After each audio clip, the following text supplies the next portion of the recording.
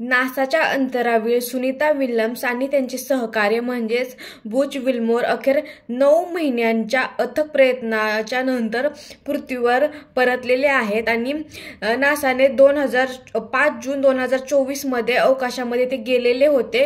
तेही फक्त 8 दिवसांसाठी गेलेले होते रिसर्चसाठी, बट काही टेक्निकल अडचणी आल्यामुळे त्यांना तिथे 9 महिने राहावे लागले आणि हा प्रवास त्यांचा बिलकुल पण सोपा नव्हता।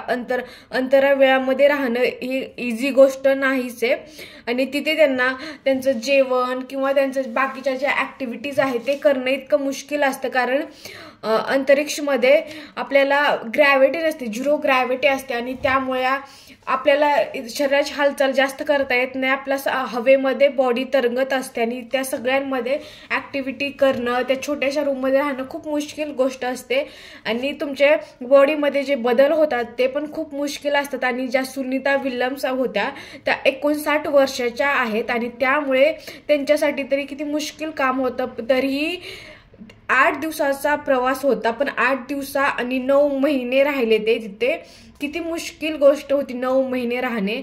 तर ह्या सगळ्या गोष्टीवरती मात करून 14 मार्चला त्यांचं 3:30 वाजता लँडिंग झालेलं आहे आणि ते लँडिंग फ्लोरिडा समुद्रावरती त्यांचं सुरक्षितपणे लँडिंग झालेलं आहे आणि अंतरिक्षमधून त्यांना आणण्याची जिम्मेदारी स्पेस एक्स या कंपनीने घेतलेली होती आणि त्याच्यानंतर त्यांचं सुरक्षितपणे लँडिंग झालेलं आहे। लँडिंग झाल्यानंतर त्यांना असं उठण्याचा खूप त्रास होत होता, तरीही त्यांच्या चेहऱ्यावरची स्माइल बघून खूप भारी वाटलं आणि त्यांच्यासोबत अजून जे 3 होते ते पण असे सगळे मिळून 4 जण व्यवस्थित असे धर्तीवरती आलेले आहेत आणि खूप खूप त्यांचं अभिनंदन।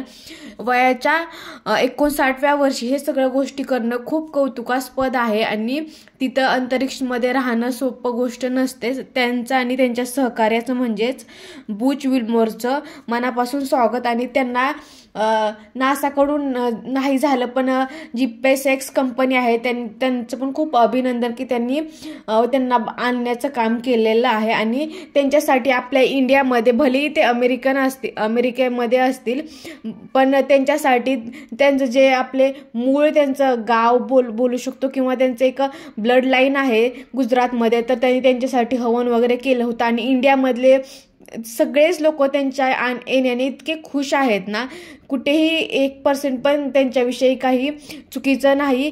सम लोक आहेत जे वेगवेगळ्या पद्धतीने वेगवेगळे आपले ओपिनियन मांडतात, बट कुणाला तरी ट्रोल करण्यापेक्षा दुसऱ्या देशाचं आहे म्हणून त्यांना ॲप्रिशिएट करणं खूप चांगली गोष्ट असते आणि त्यांचं तुम्ही इंटरव्ह्यू बघितला असेल तुम्हाला समजेल की त्या कशा आहेत। तर त्यांचं मनापासून स्वागत की ते वापस आले आणि व्यवस्थित सुखरूपपणे वापस आलेले आहेत, कारण आपल्या इंडियामध्ये तरी बोलतात की स्त्री तर घराच्या बाहेर पण जाऊ शकत नाही, पण आता इथं एक 59 वर्षाची स्त्री ही स्पेसवरती जाऊन आली, अंतरिक्षमध्ये जाऊन आलेले आहेत आणि 9 महिने तिथे राहिलेले आहेत आणि 9 महिन्यामध्ये त्यांनी किती अडचणींना सामोरे गेले असतील।